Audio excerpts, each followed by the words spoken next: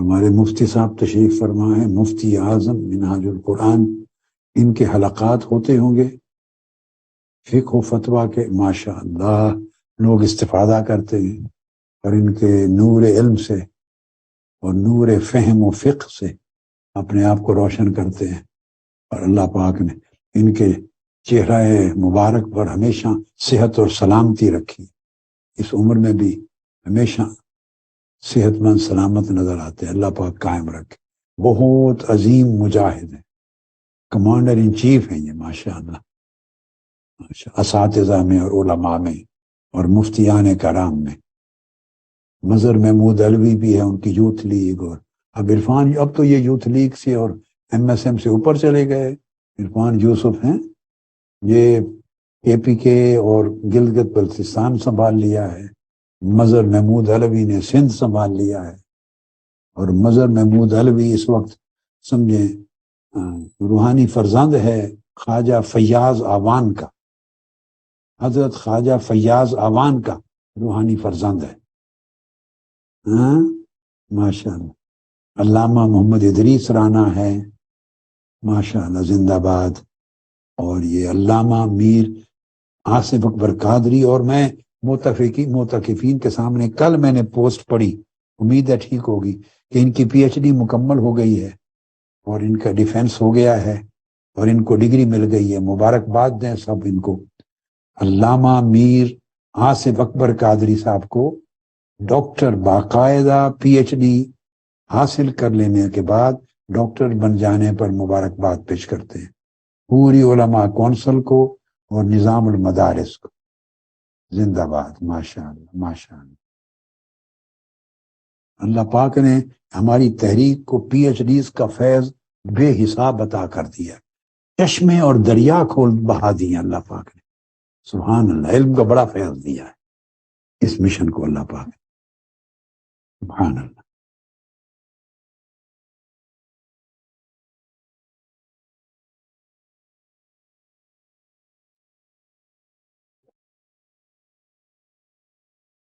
سردار شاکر مزاری صاحب کا تذکرہ تو ہو چکا ہے، اور سردار احمد نواز انجم صاحب کا بھی تذکرہ ہو گیا، مگر سٹیج پر بیٹھے نظر نہیں آتے، وہ سائڈ پر بیٹھے ہوتے ہیں، بہت ہی درویش منش ہیں، بہت درویشی ہے ان کی طبیعت میں، ہیں چھپ کے بیٹھتے ہیں۔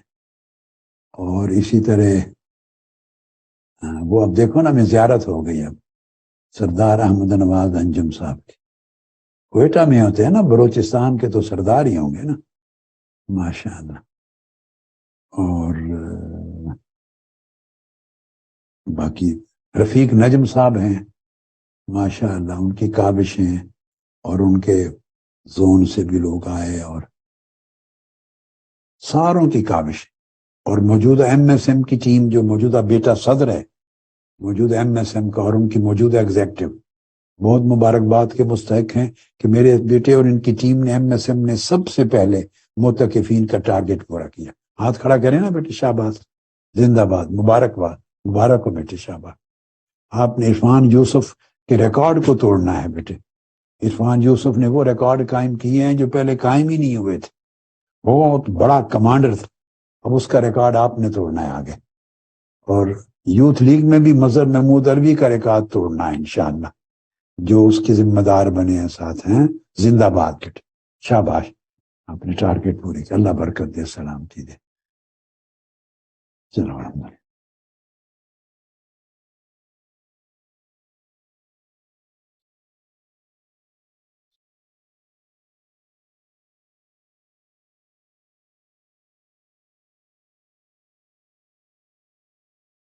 نحمده ونصلي ونسلم على سيدنا ومولانا محمد رسوله النبي الأمين المكين الحنين الكريم الرؤوف الرحيم، وعلى آله الطيبين الطاهرين المطهرين، وصحبه الكرام المتقين المخلصين المكرمين، أما بعد، أعوذ بالله من الشيطان الرجيم، بسم الله الرحمن الرحيم،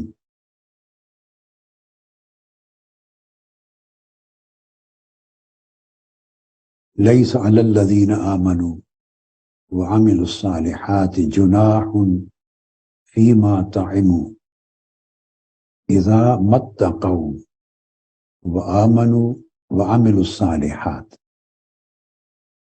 ثم اتقوا وآمنوا ثم اتقوا وأحسنوا واللہ يحب المحسنین صدق اللہ مولانا العظیم۔ معزز مشائخ علماء کرام، اساتذہ و معلمات، اور بالخصوص حضرات معتکفین و معتکفات،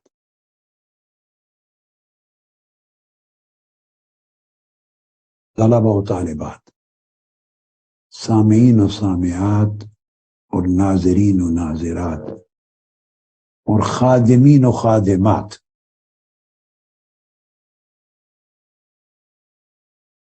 اور محافظین و محافظات، اور معلمین و معلمات، مربیین و مربیات،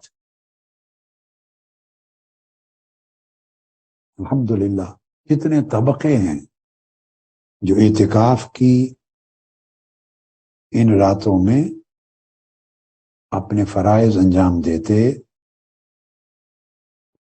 اور حسن عمل سے اور ایمان سے اور تقوی سے اور احسان سے اپنی زندگیاں بھی سنوارتے اور اس معاشرے کو بھی سنوارنے کی ذمہ داری ادا کرتے۔ آج کا موضوع انشاءاللہ تعالی وہ ہے رویہ احسان،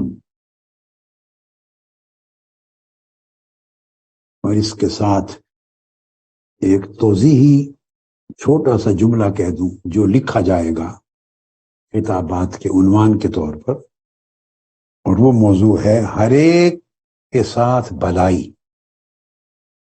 یہ آج کا موضوع ہے ہمارا، ہر ایک سے بھلائی۔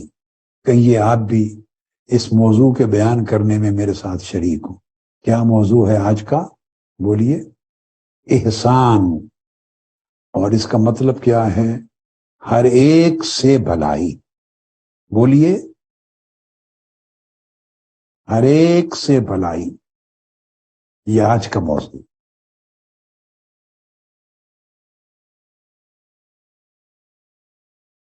اس کے لیے میں نے قرآن مجید سے سورہ المائدہ کی آیت نمبر 93 تلاوت کی ہے۔ المائدہ ورس 93۔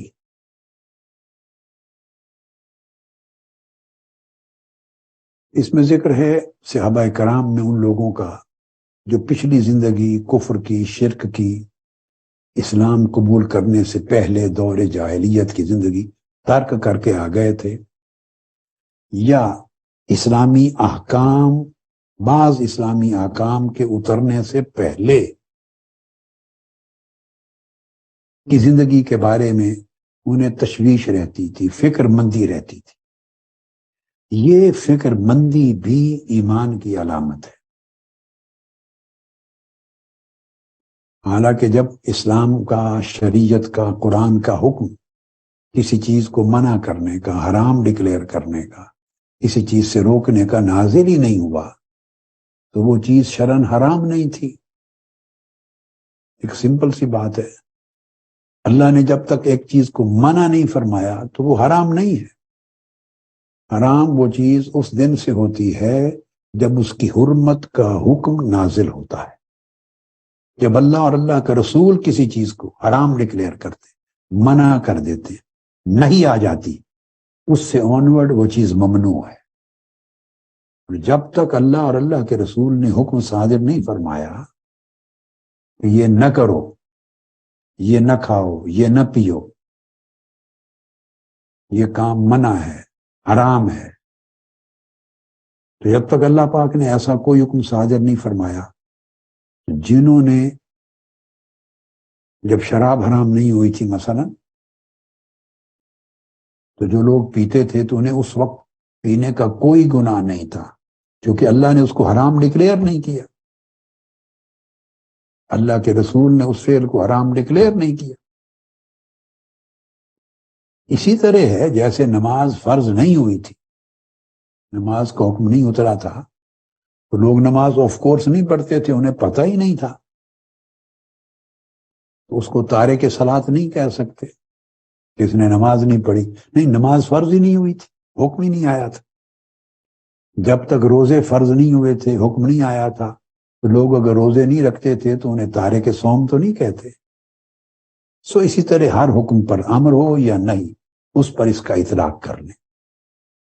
اب جو بات کہنا چاہتا ہوں، تفصیل میں گئے بغیر،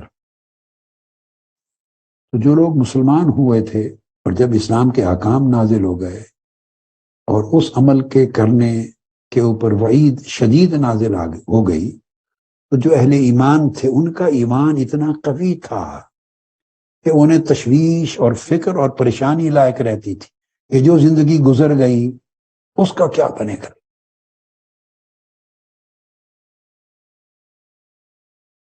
اس کی ایک مثال اور دے دیتا ہوں آپ کو سمجھانے کے لیے کہ حضور نبی اکرم صلی اللہ علیہ وآلہ وسلم نے جب ہجرت مدینہ فرمائی تو 18 ماہ تک، 1.5 سال تک آپ نماز پڑھاتے تھے مسجد اقصی کی طرف منہ کر کے، القدس جس کو آپ عمومی طور پہ بیت المقدس کہتے ہیں ہم لوگ، تو بیت المقدس کی طرف چہرہ انور کر کے نماز پڑھاتے تھے، وہ قبلہ تھا۔ اور یہ عمل 1.5 سال قائم رہا ہجرت مدینہ کے بعد بھی۔ پھر حکم آ گیا، قرآن مجید کی معروف آیت ہے، آپ ہمیشہ سنتے ہیں، اعوذ باللہ من الشیطان الرجیم، قد نرى تقلب وجهك في السماء فلنولینک قبلۃ ترضاها۔ پھر حکم آیا فول وجهك شطر المسجد الحرام۔ آقا علیہ السلام کی خواہش تھی، آپ اللہ سے اجازت چاہتے تھے کہ امر آ جائے کہ میں کعبہ مکہ کو قبلہ بنا دوں، سو اللہ نے حکم کر دیا، تو مسجد حرام کی طرف، کعبہ کی طرف چہرہ اقدس پھیر۔ اب جو لوگ صحابہ کرام میں سے جو لوگ وفات پا گئے تھے تحویل قبلہ کا حکم اترنے سے پہلے، اور وہ بیت المقدس کی طرف ہی منہ کر کے نماز پڑھتے رہے، وفات ہو گئی، تو کئی لوگوں کو اس کی تشویش ہوئی، قبلہ تو اب یہ ہو گیا ہے کعبہ معظمہ، تو جو لوگ اس کعبۃ اللہ کی طرف، مسجد حرام کی طرف منہ کر کے نماز ہی نہیں پڑھ سکے اور بیت المقدس کی طرف پڑھتے رہے، وفات پا گئے، ان کی نمازوں کا کیا ہوگا؟ اللہ پاک نے نازل فرما دیا، ما کان اللہ لیضیع ایمانکم، اللہ پاک تمہارا ایمان یعنی تمہاری نمازیں اور تمہارے اعمال ضائع کرنے والا نہیں ہے۔ اس وقت حکم کعبہ کی طرف منہ کرنے کا نہیں آیا تھا، وہی قبلہ تھا بیت المقدس، سے ان کی نمازیں قبول ہوئی۔ اب کعبہ اور مسجد حرام کی طرف جس دن حکم اترا کہ اس طرح منہ کر کے نماز پڑھو، تو اس کے بعد یہ قبلہ بنا نا۔ تو قاعدہ یہ ہوتا ہے، میاں زاہد الاسلام سمجھ لیں یہ بات، تو قاعدہ قبلہ یہ ہوتا ہے کہ جب ایک حکم نازل ہوتا ہے شریعت میں، قرآن مجید کا، یہ حدیث نبوی سے، تو اس لمحے سے وہ حکم نافذ العمل ہوتا ہے اور حکم شرع بن جاتا ہے، امر ہو یا نہیں، کرنے کا حکم ہو یا منع کرنے کا، یہ قاعدہ ہے۔ جن کو پہلے زمانے کی بات یاد آئے اور تشویش میں مبتلا کرے، پریشان کرے کہ کیا بنے گا، جب ایک چیز منع نہیں تھی تو وہ پیتے رہے یا وہ عمل کرتے رہے، کیا بنے گا، ایسی تشویش، ایسی پریشانی، ایسا فکر، یہ خود علامت ایمان ہے، یاد رکھیں۔ کیونکہ ایمان ہے تو اسے یہ خیال آ رہا ہے، فکر آ رہی ہے اپنی آخرت کی، اپنے عمل کے قبول ہونے یا قبول نہ ہونے کی، یا اللہ کی بارگاہ میں گناہ ہونے یا گناہ نہ لکھے جانے کی۔ یہ جو فکر آتی ہے، یہ خوف پیدا ہوتا ہے، یہ فکر، یہ خوف، یہ اٹ سیلف ایمان ہے۔ ہم اپنی زبان میں لفظ ایمان استعمال کرنے کی بجائے روز مرہ کے الفاظ میں بہت سی چیزوں میں کہتے ہیں کہ اس کا ضمیر مردہ ہو گیا ہے. اور ضمیر مردہ ہونے کا مطلب یہ ہوتا ہے کہ یہ گناہ کرتا ہے مگر اس پہ گناہ کرنے کے اوپر اسے شرم بھی نہیں آتی، اسے گناہ کا احساس بھی نہیں ہوتا، اسے یہ بھی خیال مٹ گیا ہے اس کے ذہن سے کہ یہ میں گناہ کر رہا ہوں، ظلم کر رہا ہوں، جھوٹ بول رہا ہوں، غیبت کر رہا ہوں، زیادتی کر رہا ہوں، ناانصافی کر رہا ہوں، بدتمیزی کر رہا ہوں، کسی کا دل دکھا رہا ہوں. یعنی گناہ کرتا ہے، ظلم کرتا ہے، زیادتی کرتا ہے اور اس کی پرواہ بھی نہیں، خیال بھی نہیں کہ میں گناہ گار ہوں. عرف عام میں کہتے ہیں کہ یہ اس کا ضمیر مردہ ہو چکا ہے.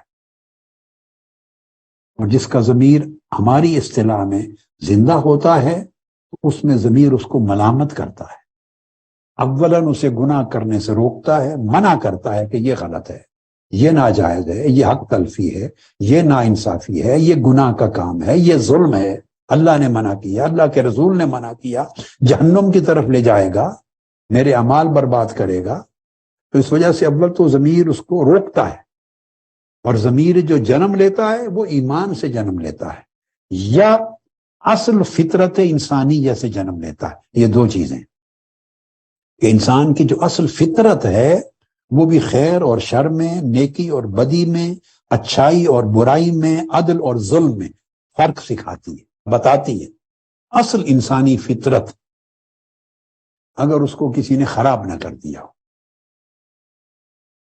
اور ثانیاً پھر ایمان انسان کو متوجہ کرتا ہے، رہنمائی کرتا ہے. تو یہ تو آدمی اصل فطرت سے ہٹ گیا ہے کہ گناہ اور ظلم کرتا ہے اور اس کا احساس بھی نہیں ہے، یا اس کے اندر شمع ایمان بجھ گئی ہے، ایمان کا چراغ بجھ گیا. اب یہ اس پس منظر میں بات ہے تو ان کا جواب دیا باری تعالیٰ نے کہ اللہ کا حکم نازل ہونے سے پہلے جو بیت گیا اس کا فکر نہ کرو. اگر بعد میں آپ نے پرہیزگاری اختیار کر لی ہے، بعد میں خوف آپ گناہ سے بچنے لگ گئے ہیں، بعد میں آپ نے گناہ کو چھوڑ دیا ہے اور اب صحیح معنی میں ایمان لے آئے ہیں اللہ کے حکم پر، مان لیا اللہ کے حکم کو، اور پھر فرمایا اور پھر عمل صالح کو اختیار کر لیا ہے. عمل صالح تو تمہارے اوپر کوئی گناہ نہیں، پچھلی زندگی معاف کر دی جاتی ہے. اب اس کے بعد اللہ رب العزت نے درجہ بدرجہ بیان کیا ہے. اب یہ دیکھنے کی بات ہے کہ ایک بار ایمان کا ذکر آ چکا، اس کے ساتھ عمل صالح کا ذکر آ چکا، تقوی کا ذکر آ چکا. ایمان بھی، عمل صالح بھی اور تقوی بھی مذکور ہو گئے، آ گیا ذکر. اس کے بعد اسی آیت کریمہ میں اگلے سٹیپ پر پھر ریپیٹ کیا جا رہا ہے، فرمایا ثم اتقوا وآمنوا، پھر تقوی اختیار کیا اور ایمان لائے. میں اس کی تفسیر میں نہیں جا رہا، تفسیر میں ہر لفظ اور موقع کے الگ مرحلے ہیں، آپ کو اجمالاً بات سمجھا رہا ہوں. تو ایمان کے بعد پھر اسی آیت میں دوبارہ ایمان کا ذکر کیا، تقوی کے بعد پھر تقوی کا ذکر کیا، عمل صالح کے بعد پہلے فرمایا تھا لیس علی الذین آمنوا وعملوا الصالحات، جو لوگ ایمان لے آئے ہیں اور عمل صالح کرتے ہیں ان پر کوئی گناہ نہیں. اور یہ فرما کے پھر فرمایا اذا اتقوا وآمنوا وعملوا الصالحات، اگر وہ تقوی پہ رہیں، ایمان پر قائم رہیں اور عمل صالح کو قائم رکھیں. اب آپ نے دیکھا ایک ہی آیت کریمہ ہے اور اسی کے اندر ایمان کا ذکر ہے، پھر عمل صالح کا ذکر ہے، پھر تقوی کا ذکر ہے. دو لفظ بیان ہونے کے بعد پھر ایمان کا ذکر، پھر عمل صالح کا ذکر، پھر تقوی کا ذکر. اس سے کیا معلوم ہوتا ہے؟ جو میں سمجھانا چاہتا ہوں وہ یہ کہ ایمان کا سفر کبھی ختم نہیں ہوتا، ایمان ہمیشہ ترقی پر رہتا ہے. ایمان ہمیشہ روبہ ترقی رہتا ہے. مومن کا ایمان، مومن کا ایمان اس لیے ایک ہی مقام پر بار بار ایمان کا ذکر کرنا، اس کا ریلیونس یہ ہے کہ مومن کا ایمان ایسا نہیں کہ لایا اور وہاں رک گیا، نہیں، اس میں ترقی ہوتی رہتی ہے، ترقی ہوتی رہتی ہے، اور جب ترقی ہوتی ہے تو اس کی لمٹ ہی کوئی نہیں۔ اس طرح عمل صالح، نیک عمل، اس میں ترقی ہوتی رہتی ہے۔ ہر شخص کے ایمان کے حال کے مطابق اس سے عمل صالح کا درجہ بھی الگ مطلوب ہے۔ اے بی سی ڈی 4 آدمی بیٹھے ہیں، اے کے لیے ایک مرتبہ عمل صالح کا سفیشنٹ ہے، بی کے لیے سفیشنٹ نہیں ہے، اسے اس سے اوپر کا عمل صالح کرنا چاہیے، اس کا درجہ اونچا ہے، اس کے پاس علم زیادہ ہے، معرفت زیادہ ہے، فقہ زیادہ ہے، ایمان زیادہ ہے، مرتبہ زیادہ ہے۔ پھر ایک نے تقویٰ کیا، دوسرے کا تقویٰ اس سے پورا نہیں ہوتا،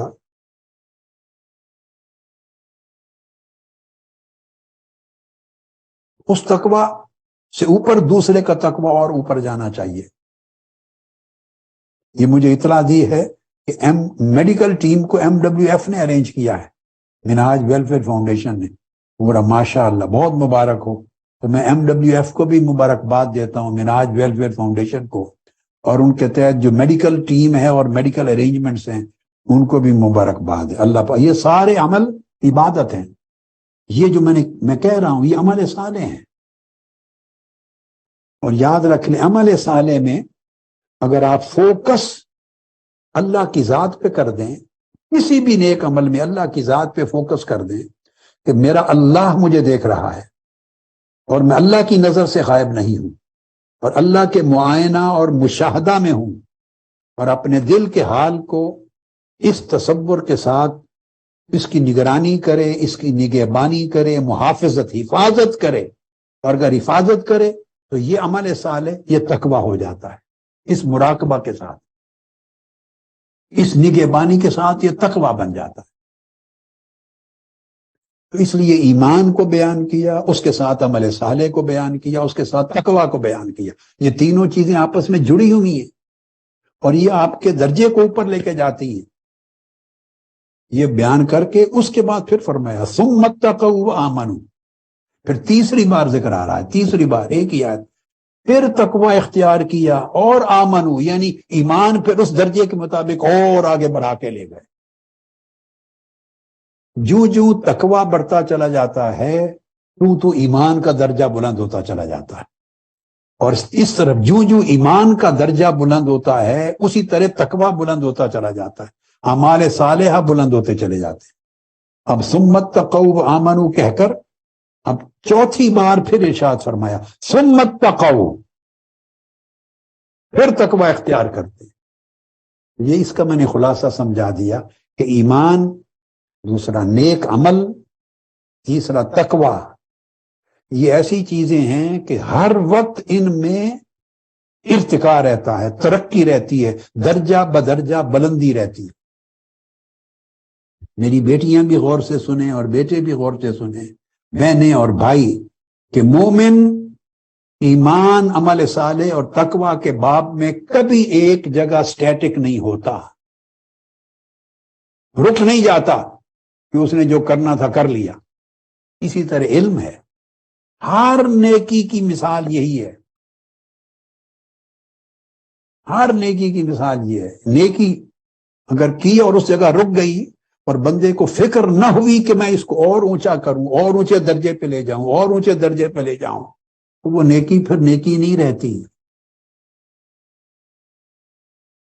اور یہ اسی وقت پاسبل ہوتا ہے کہ جب اس کی فکر دامن گیر رہے، تو پھر تقویٰ اختیار کیا، اور یہ بیان کر کے 3 بار 4 بار سب چیزوں کو، ایمان کو، عمل صالح کو، تقویٰ کو ریپیٹڈلی بیان کر کے اس کے بعد فرمایا وَأَحْسَنُوا۔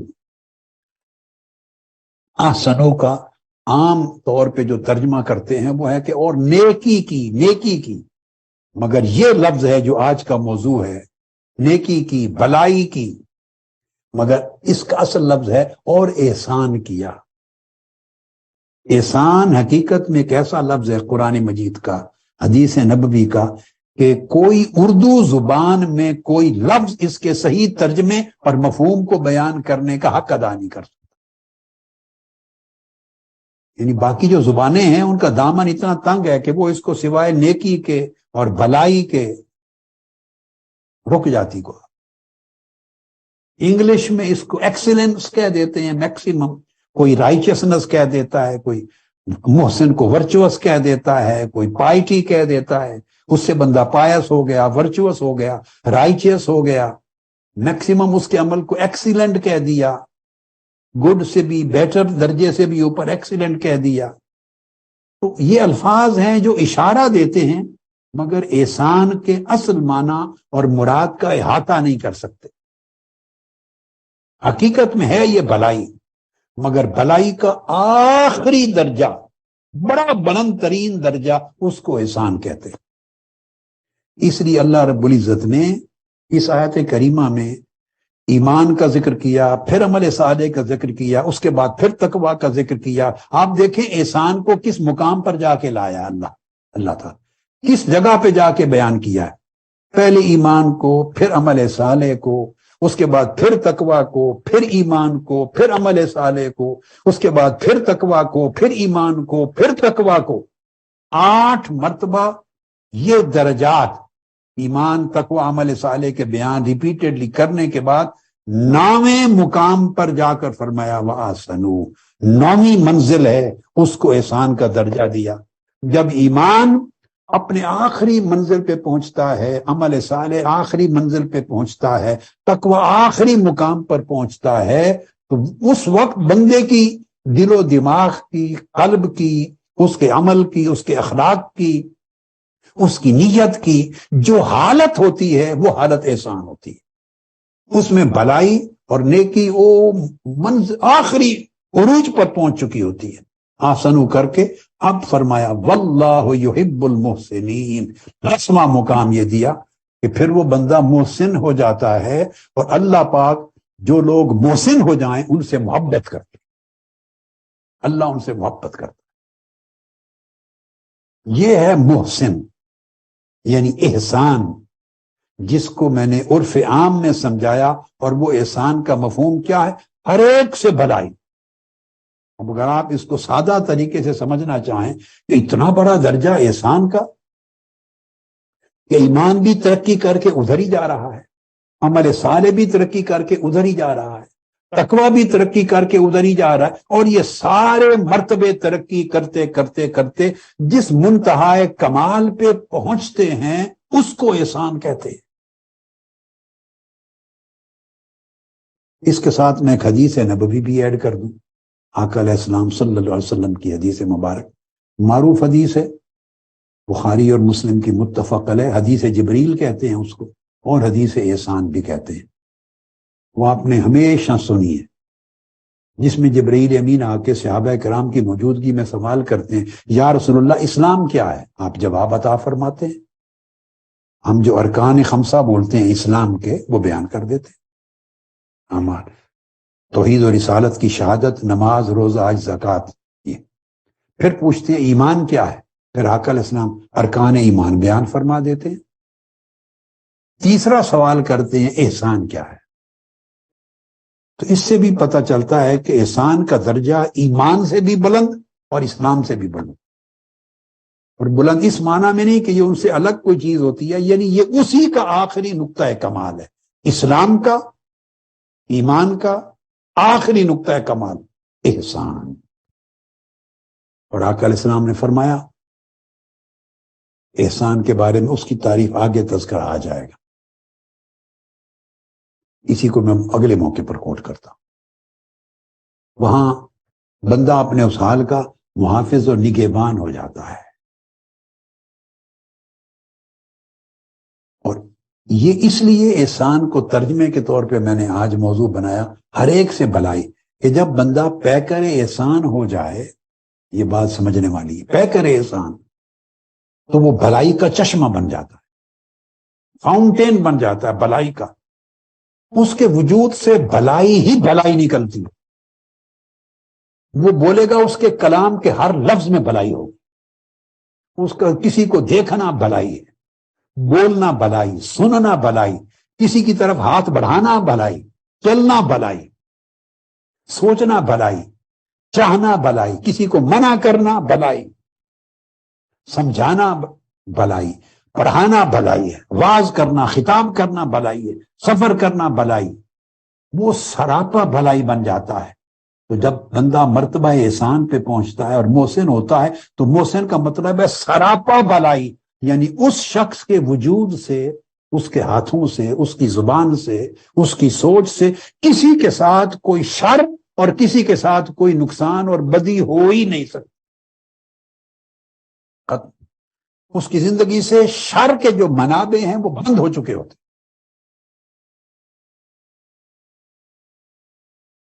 سمجھ آ رہی ہے میرے بیٹے اور بیٹیوں کو؟ متقفین کو دکھائیں نا سب ہیں، یعنی اس کی زندگی میں چشمہ بھلائی کا ایسا چشمہ کھل جاتا ہے، ایسا چشمہ کھل جاتا ہے کہ اس سے صادر ہی نہیں ہو سکتا ظلم، گناہ، کسی کے ساتھ نا انصافی، زیادتی، حق تلفی، جھوٹ، غیبت، چغلی، شکایت، کسی کو نقصان پہنچانا، اس کی جان کو، اس کی مال کو، اس کی عزت کو، اس کی شہرت کو، اس کے دل کو دکھ پہنچانا، ایسے عمل اس سے صادر ہی نہیں ہو سکتے۔ تو جب ایسے عمل اس سے صادر ہی نہ ہو سکیں، اس وقت کہتے ہیں کہ یہ سراپا بلائی ہے اور یہ ہر ایک سے بھلائی کرنے والا ہے، اور یہ سراپا احسان ہے، اور اس کا درجہ اللہ کے ہاں محسن کا درجہ ہے، محسنین میں شمار ہو گیا۔ اب یہ چیز کیسے ہوتی ہے؟ قرآن مجید کی ایک اور آیت کریمہ الاحزاب، اور اس کی آیت نمبر 35 ہے۔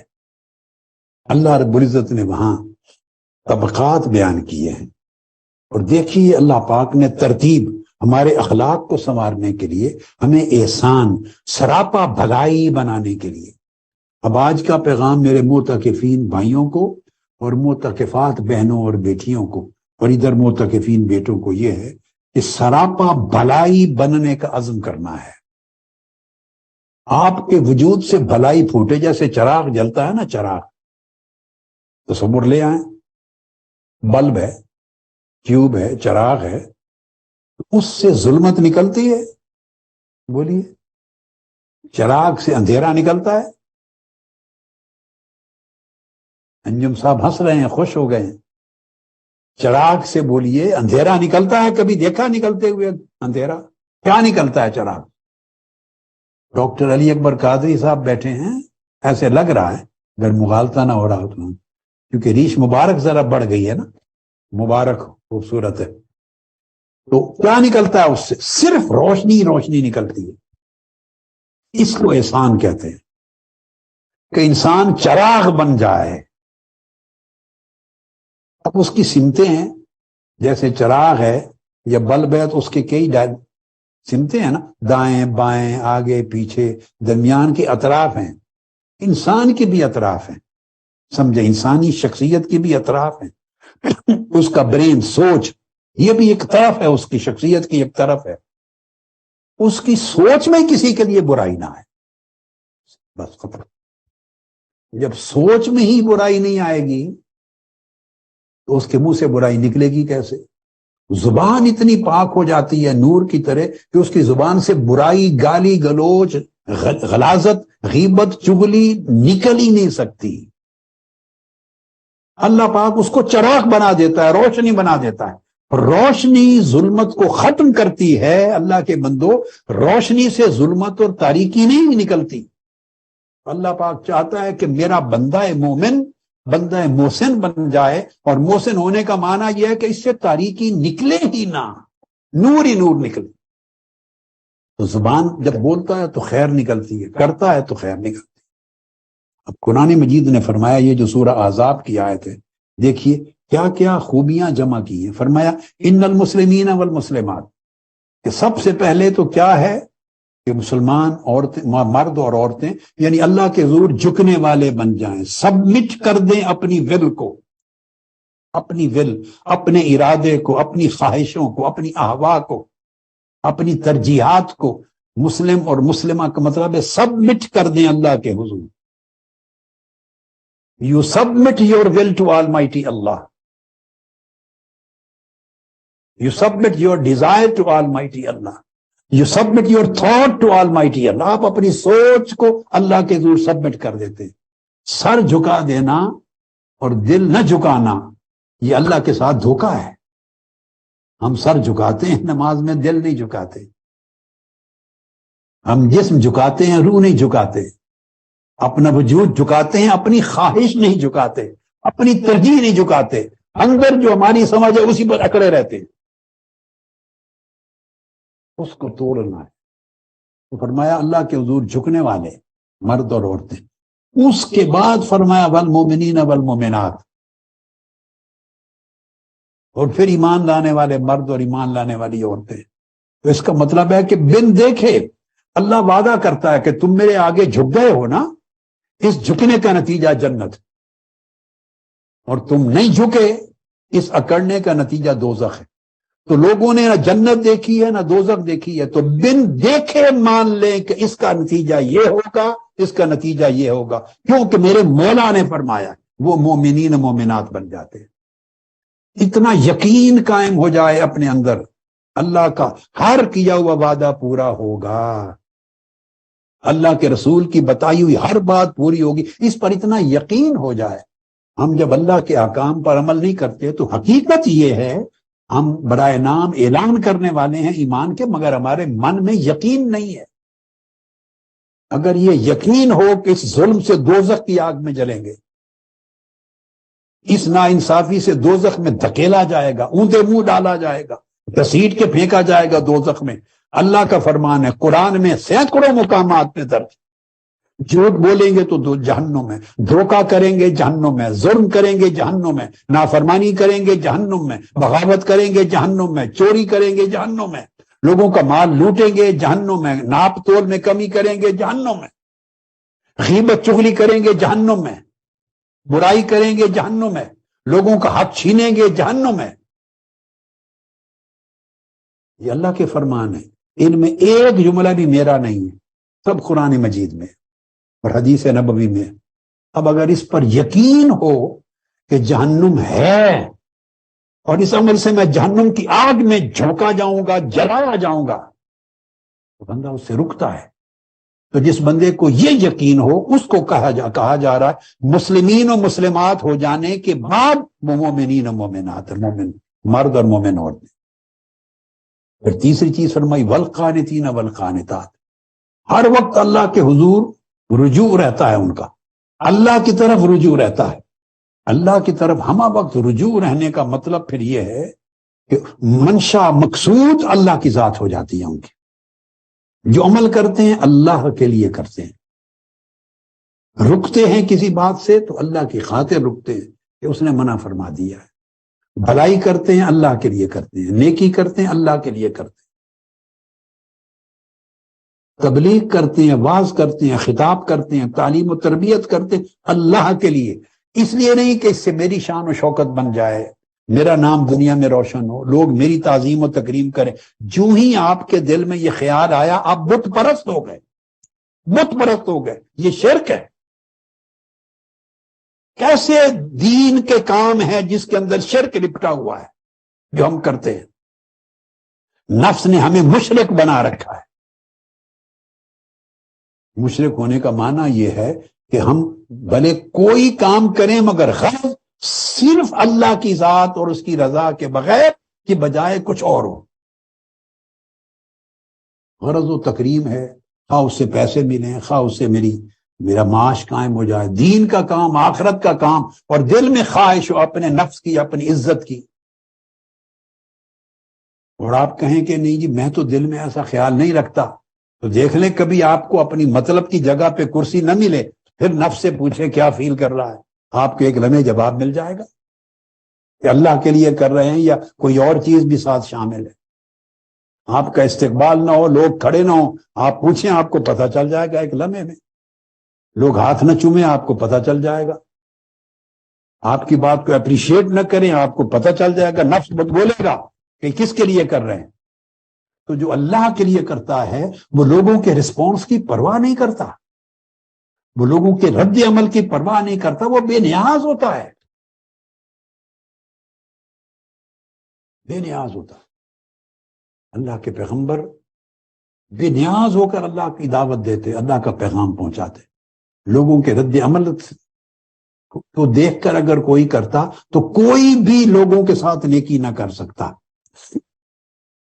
خالصتاً لوجہ اللہ، اس طرح رجوع رہتا ہے اللہ کی طرف، اور جھکے رہتے ہیں اللہ کی طرف، جھکاؤ اور رجوع. پھر والصادقین والصادقات، پھر سچائی والے لوگ ہیں، سچ بولتے ہیں، سچ سوچتے ہیں، سچ کرتے ہیں، سچ کی ڈیل کرتے ہیں. ہر ایک کے ساتھ سچائی ہے، ان کے من میں، ان کی زبان پر، ان کی سوچ میں، ان کے ہر فعل اور عمل میں سچائی ہے. وہ جھوٹ کا سوچ نہیں سکتے، دھوکہ دہی کا سوچ نہیں سکتے. ہماری زندگی میں یہ سوچیں ایک ایک لفظ کے ساتھ ہم کہاں کھڑے ہیں. ہم سچ بھی بولتے ہیں تو گول مول کر کے، کئی تہہ دار لفظوں میں گول مروڑ کر کے بولتے ہیں، اس میں بھی دھوکہ ہوتا ہے. بلکہ سمجھے جھوٹ اور دھوکے کو سچ کا رنگ دے کر بولتے ہیں، جھوٹ اور دھوکہ دہی کو سچ کا لباس پہنا کے بولتے ہیں. ہم نیرا دھوکہ دہی بن گئے ہیں سوسائٹی میں، نیرا دھوکہ ہے. ہمارے اندر سب جھوٹ ہے، مکاری ہے، عیاری ہے. اللہ رب العزت نے انسانی شخصیت کے ایک ایک گوشے کو پکڑ کر ایک ترتیب بنائی ہے. فرمایا والصادقین والصادقات، ظاہر و باطن کی اصل سچائی ہے. پھر والصابرین والصابرات، پھر وہ صبر کرنے والے ہیں، مرد بھی اور عورتیں بھی. اب صبر کیوں؟ جب بندہ اس طرح کی زندگی میں آ جاتا ہے تو ایک ٹیسٹ ہوتا ہے، اس کا ٹیسٹ. اگر مشکل حالات آئیں تو شکوہ کرتا ہے یا نہیں؟ صبر کرے. مشکل حالات میں شکوہ نہ کرنا صبر ہے. اور وسائل بہت آ جائیں، پیسہ، مال، دولت، کاروبار، تجارت چمک اٹھے اور مال و دولت بہت آ جائے، یہ طاقت بہت آ جائے، تو اس میں گناہ سے بچے رہنا صبر ہے. دونوں کا صبر جدا ہے. غریب کا صبر اور ہے، امیر کا صبر اور ہے. یاد رکھیں، غریب کا صبر یہ کہ غریب پر جب مشکل وقت آئے، کھانے کا نہیں ملتا، وسائل نہیں ہوتے، تنگی نہیں ہوتی، تو نہ شکوہ کرتا ہے، نہ ہاتھ پھیلاتا ہے، نہ مانگتا ہے، نہ عزت بیچتا ہے. شکوہ نہیں کرتا، ہاتھ نہیں پھیلاتا. یہ غریب کا صبر ہے. اور امیر کا صبر یہ ہے جب بے تحاشا اس کے پاس وسائل ہوں تو ان وسائل کی وجہ سے گناہ نہیں کرتا، فسق و فجور نہیں کرتا، ان وسائل کو اللہ کی نافرمانی پہ خرچ نہیں کرتا. یہ امیر کا صبر ہے. کمزور کا صبر اور ہے، طاقتور کا صبر اور ہے. اب آپ سمجھ گئے نا بات کو. اب کمزور کا صبر یہ نہیں ہے کہ وہ اس نے طاقتور نے مارا تو اس نے کہا اچھا میں صبر کرتا ہوں، بدلہ نہیں لیتا. وہ بدلہ لینے کی جو قدرت ہی نہیں رکھتا، اس کا بدلہ نہ لینا صبر نہیں ہے. وہ تو لے ہی نہیں سکتا. بدلہ نہ لینا یہ طاقتور کا صبر ہے کہ وہ بدلہ لینے کی طاقت رکھتا ہے. وہ بدلہ نہ لے تو یہ اس کا صبر ہے. بدلہ لینے کی طاقت رکھنے والا وہ بدلہ نہ لے تو اس کا صبر ہے. تو پوچھیں کہ کمزور کا صبر کیا ہے؟ کمزور کا صبر یہ ہے کہ اس پر دل میں شکوہ نہ آئے، دل میں ملال نہ آئے. میری کوئی بہتری ہوگی اس میں اللہ کی طرف سے. ہر حال میں اللہ پہ یقین رکھنا، یہ صبر ہے. تو فرمایا پھر ایسا صبر کرنے والے مرد اور عورتیں. پھر والخاشعین والخاشعات، اللہ کے حضور خشوع و خضوع رکھنے والے، تواضع اللہ کے حضور انکساری، جھکاؤ، خشوع اور خضوع رکھنے والے. اللہ کے ذکر سے ان کے دلوں میں کیف و سرور پیدا ہو، اللہ کی عبادت میں دلوں کو لذت ملے، سجدے میں لذت ملے، اللہ کے نام لینے سننے سے لذت ملے، عمل میں خشوع اور خضوع ہو. اس کے بعد فرمایا والمتصدقین والمتصدقات، اور پھر جو خرچ کرتے ہیں اللہ کی راہ میں، صدقہ دیتے ہیں، خیرات کرتے ہیں. آپ دیکھتے آئیں کہ ابھی تک سارے اخلاقیات کا ذکر آ رہا ہے. انسانی شخصیت کے سماجی یعنی قلبی، روحانی، سماجی، معاشرتی، معاشی پہلوؤں کو، ظاہر اور باطن کو سنوارا جا رہا ہے. اس طرح بندہ احسان کی منزل تک پہنچتا ہے. خرچ کرتے ہیں، اللہ نے جو دیا خرچ کرتے ہیں، بخل نہیں کرتے. یہ سارا کر کے اس کے بعد فرمایا والصائمین والصائمات، اور روزہ رکھنے والے ہیں مرد بھی اور روزہ رکھنے والی عورتیں. آپ دیکھ لیجیے اللہ کی ترتیب کیا ہے. ہماری ترتیبیں ہم رسمی اسلام کے عادی ہو گئے ہیں، اور خاص طور پہ اہل سنت والجماعت، ہمارے مسلک عقیدہ کے لوگ صرف مراسم کا، رسموں کا اسلام، روح نکال دی ہم مردہ لاش لے کے پھرتے ہیں، سودا کر کے پھرتے ہیں، اس سے کمائی کرتے ہیں، مردہ تصورات سے کمائی کرتے ہیں، مردہ خیالات سے کمائی کرتے ہیں، مردہ اصطلاحات سے کمائی کرتے ہیں، ہر ایک شے سے روح نکال لی ہے ہم نے۔ اس اعتکاف کا مطلب اور تحریک منہاج القرآن کی تعلیمات کا مطلب اس روح کو پھر سے اس مردہ جسم میں ڈالنا، زندہ کرنا ہے، حقیقی تصورات کو، حقیقی عقائد کو، حقیقی فکر کو، حقیقی خلق اور اخلاق کو، اور حقیقی آداب کو۔ پھر والحافظین فروجہم والحافظات، پھر اپنی عزت و عصمت کی حفاظت کرتے ہیں، پاک رہتے ہیں، پاکیزگی رکھتے ہیں۔ فرمایا یہ سارے کام جو کرتے ہیں، اینڈ پر فرمایا وَالذَّاكِرِينَ اللَّهَ كَثِيرًا وَالذَّاكِرَاتِ، اور پھر اللہ کا ذکر کثرت کے ساتھ کرنے والے۔ اب آپ سوچیں گے کہ اللہ کے ذکر کو آخر میں جا کے لیا، ساری چیزیں پہلے بیان کر دی، اس کا مطلب کیا؟ ہم الٹ ہو گئے، ہم اللہ کا ذکر کریں گے، تسبیح بھی کریں گے، ذکر بالجہر بھی کریں گے، بالسر بھی کریں گے، استغفار بھی کریں گے، تسبیح بھی کریں گے، ورد وظائف بھی کریں گے، یہ سب کچھ ذکر میں آتا ہے، یہ سارا کچھ کریں گے، اور اوپر کی پوری درجن چیزیں جو اللہ نے بیان کی ہیں وہ نہیں ہوں گی، ان پر فوکس ہی نہیں ہے۔ اللہ پاک نے آخر پہ اس لیے فرمایا کہ اب یہ ساری خوبیاں رکھنے والے جب اللہ کا ذکر کرتے ہیں تو ان کا حال ہی کچھ اور ہو جاتا ہے۔ اس ذکر کے اثرات اور نتائج کچھ اور ہوتے ہیں، وہ ذکر زندگی کو بدل دیتا ہے۔ ان تمام چیزوں کو اپنے وجود میں سمو لینے کے بعد جب بندہ اللہ کا ذاکر بنتا ہے تو اللہ کا ذاکر ایسا ذاکر ہوتا ہے کہ اس کو دیکھنے سے بھی اللہ یاد آ جاتا، پھر اس کو دیکھنے سے بھی اللہ یاد آ جاتا، وہ خود اللہ کے ذکر کی وجہ بن جاتا، اس کے وجود سے اللہ کی یاد پھوٹتی ہے۔ اعد لهم مغفرۃ واجر عظیمات، ان کے لیے اللہ پاک نے مغفرت اور اجر عظیم رکھا۔ یہ جو میں نے 2 آیات کریمہ بیان کر کے تصور سمجھایا کہ ان تمام چیزوں کا مجموعہ احسان ہے، اس سے انسان سراپا بھلائی اور سراسر بھلائی بن جاتا، وہ پھر ہر ایک سے بھلائی کرتا ہے، وہ شخص پھر ہر ایک سے بھلائی کرتا ہے۔ اب یہ جو بھلائی ہے جس کو احسان کا، اس کو اللہ رب العزت نے جا بجا فرمایا کہ اللہ پاک پھر جو پیکران احسان ہو جاتے ہیں، یعنی سراپا بھلائی بن جاتے ہیں، بھلائی، ان سے اللہ محبت کرتا ہے۔ اور اس کی بنیاد کیا ہے؟ احسان بنیادی طور پہ چونکہ نیکی اور بھلائی کا معنی رکھتا ہے، اس کا جو ضد ہے وہ بدی اور برائی ہے۔ اب اللہ رب العزت نے فرمایا ہر ایک سے بھلائی کرنے کا، جو میں نے آج عنوان دیا، ہر ایک کے ساتھ بھلائی، ہر ایک سے بھلائی، یہ قرآن مجید کی سورہ الرعد میں ہے۔ الرعد آیت نمبر 22 فرمایا وَيَدْرَؤُونَ بِالْحَسَنَةِ السَّيِّئَةِ، جو محسن احسان والے لوگ ہیں، اللہ کے محبوب بندے، وہ کیا کرتے ہیں کہ ہر برائی کو بھلائی کے ذریعے ہی رد کرتے ہیں۔ کوئی برائی ہو، اس کا سامنا ہو، تو برائی کو دور کرتے ہیں بھلائی کے ذریعے، بدی کو دور کرتے ہیں نیکی کے ذریعے، ظلم کو دور کرتے ہیں انصاف کے ذریعے۔ یدرؤون بالحسنہ السیئہ، جو بھی برائی ہو اس کو اچھائی، نیکی اور بھلائی کے ذریعے دور کرتے ہیں۔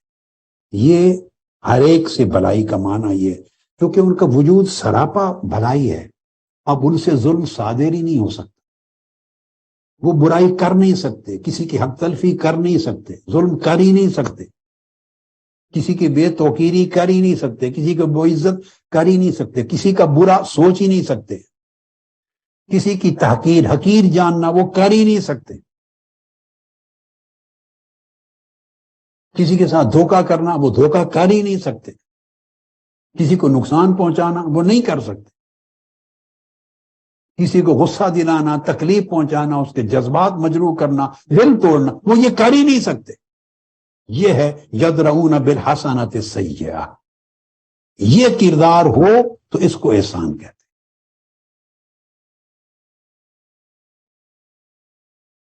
اب جب بندہ یہ رویہ اختیار کرتا ہے احسان کا اور سراپا بھلائی ہو جاتا ہے اور ہر ایک سے بھلائی کرتا ہے. یہ آج میں نے کھڑا کرنا، مجھے آج آپ کے معتکفین اور معتکفات میں سے میں نے پہلے اشارہ دے دیا تھا، میں زیادہ نہیں عدد مانگتا، کم سے کم 3000 لوگ چاہتا ہوں کہ جو بیان کر رہا ہوں پہلے کر چکا ہوں، آج کر رہا ہوں، آئندہ کروں گا، جو ظاہر و باطن میں اس کا 100% پیکر بن جائیں، نمونہ بن جائیں، اور ہر دوسرا شخص ان کو دیکھے تو کہے ہاں 100% یہ احسان کے پیکر ہے، بلائی کے پیکر. ان کا چہرہ نظر آئے تو مسکراہٹ کے سوا کچھ نہ ہو، چہرے پر غصہ دکھائی نہ دے، مروڑ نہ ہو، بات کریں تو ملاحت، نرمی، دھیما پن، شفقت اور محبت ہو. سوچیں جس کے بارے میں تو خیر بھلائی اس کے نفع کا سوچیں. حسد ان کے قریب نہ جائے. دل میں سخاوت ہو، ہاتھ میں سخاوت ہو، کردار میں نیکی ہو، پرہیزگاری ہو، تقویٰ ہو. ہمیشہ خیر کی بات کریں، اوئے توئے نہ کریں، غصہ نہ کریں، لڑائی نہ کریں. اب میں اور بات بتانا چاہتا ہوں، ان سے بھی کوئی لڑائی نہ کرے، ان سے کوئی جھگڑا نہ کرے. اب آپ ایک سوال کر سکتے ہیں مجھ سے کہ چلو جی میں تو جھگڑا نہیں کروں گا کسی سے، مگر یہ کیسے ہو، لوگوں کو کیسے کنٹرول کر سکتا ہوں کہ وہ بھی مجھ سے جھگڑا نہ کریں، یہ میری شکایت نہ کریں. بس یہی تو بات ہے ساری. اگر آپ پیکر بن جائیں بھلائی کا تو کوئی آپ کی شکایت کر ہی نہیں سکتا. بھلائی کا پیکر بن جائیں کوئی آپ سے جھگڑا کر ہی نہیں سکتا، کیونکہ کیا کرے گا، گالی دے گا نا آپ کو. جھگڑا گالی دے گا، آپ کی شکایت کرے گا، آپ کی غیبت کرے گا، آپ کو برا بھلا کرے گا، آپ کو للکارے گا، جو کچھ بھی کرے گا. آپ کا طرز عمل کیا ہے؟ یدرؤون بالحسنۃ السیئہ. آپ نے اس کا جواب ہی نہیں دینا گالی کا. غصے کے جواب میں غصہ کرنا ہی نہیں، چغلی کے جواب میں چغلی کرنی نہیں. وہ آپ کی شکایت کر رہا ہے، شکایت کے جواب میں شکایت کرنی نہیں. وہ آپ کے سامنے جھوٹ بول رہا ہے، آپ پر الزام لگا رہا ہے، آپ سے پوچھا جاتا ہے آپ کیا کہتے ہیں، آپ کہیں جی میرے اندر خطا ہوگی. آپ کہیں ہوگی میری کوئی خطا جو مجھے نہیں نظر آئی، میرے بھائی کو نظر آئی، اللہ ان کو اجر دے کہ مجھے متنبہ کر دیا. جب آپ کی بولی یہ ہوگی، بولے کون جھگڑا کرے گا؟ دیتے رہیں لوگ گالیاں آپ کو، چغلی کرتے رہیں، برا بھلا کہتے رہیں، جو چاہے کرتے رہیں. یدرؤون بالحسنۃ السیئہ کا پیکر بن جائے. کوئی شکوہ نہیں، غیبت نہیں، چغلی نہیں، بڑے بندی نہیں، ساز باز نہیں. اس طرح کی ساری حرکتوں اور ذلتوں سے اگر ہم نجات پا لیں تو ایسے مجھے اس اعتکاف میں 3000 چاہیے. 1000 بہنوں اور بیٹیوں میں سے، 2000 بھائیوں اور بیٹوں میں سے. آج نہیں جواب لیتا، 24 گھنٹے دوں گا، کل جواب دیں کھڑے ہو کر. 24 گھنٹے سوچیں، اس لیے کہ اگر عمل نہیں کر سکتے تو جھوٹا وعدہ کر کے اور گناہ کیوں لیتے ہیں، یعنی مزید گناہ کیوں کریں. آرام سے سوچیں. اگر آپ مجھے اتنے لوگ نہیں ملیں گے آپ تو کیا ہوگا؟ میں یہی فیل کروں گا نا کہ چلو ابھی اتنے تیار نہیں ہیں، بس کوئی بات نہیں، کوئی ناراضگی نہیں ہے، مگر جھوٹا وعدہ نہ کریں مجھ سے. جب کھڑے ہو جائیں اور وعدہ کریں پھر مرتے دم تک طے کرانے احسان رہنا ہے، مرتے دم تک بھلائی کا منبع سرچشمہ رہنا ہے. پھر کوئی جب بھی آدمی کوئی دیکھے آپ کے چہرے کو مسکراہٹ نظر آئے. جب جائیں السلام علیکم ورحمۃ اللہ وبرکاتہ، کیا حال ہے آپ کا، خیریت سے ہیں؟ یہ سارا خیریت پوچھنا دل سے نکلے، زبانی کلامی نہ ہو. ہر ایک کے لیے بھلائی کریں، اس کی خدمت کریں، کسی سے خدمت کے طلبگار نہ ہوں، اچھائی کریں، نیکی کریں. چلتے پھرتے نیکی نظر آئیں، چلتے پھرتے عمل نظر آئیں صالح، چلتے پھرتے بھلائی نظر آئیں، سرتاپا احسان نظر آئیں، تاکہ آپ کو لوگ ماڈل بنائیں، نمونہ بنائیں اور آپ سے موٹیویٹ ہوں، انسپائر ہوں، آگے بچے بچیاں، فیملیز، رشتہ دار، محلے دار، اعزاء اقارب موٹیویٹ ہوں، انسپائر ہوں آپ کو دیکھ کر کہ ہاں ہم نے اس جیسا بننا ہے، آپ کو آئیڈیالائز کریں محلے والے اور اگلے بچے بچیاں، اور نسل در نسل یہ فیض آگے چلے، نسل در نسل۔ اس سال میں 3000 چاہتا ہوں، کل مجھے کھڑے ہو کے بتانا ہے، مرکزی قائدین کھڑے نہ ہوں، ان میں سے جو یہ فیصلہ کر لیں وہ مجھے الگ سے لکھ کر ٹیکسٹ کر دیں، بصیر کے نام ای میل کر دیں، وہ کھڑے ہو کے نہ بتائیں، وہ جو فیصلہ کر لے مگر وہ کرے جو کر سکتا ہے، جس کو پتا ہے کہ میری طبیعت میں غصہ میں نے کنٹرول کر ہی نہیں سکنا اور پھڈا ہونا ہی ہونا ہے میرا، اور ٹکر جانے ہیں سر،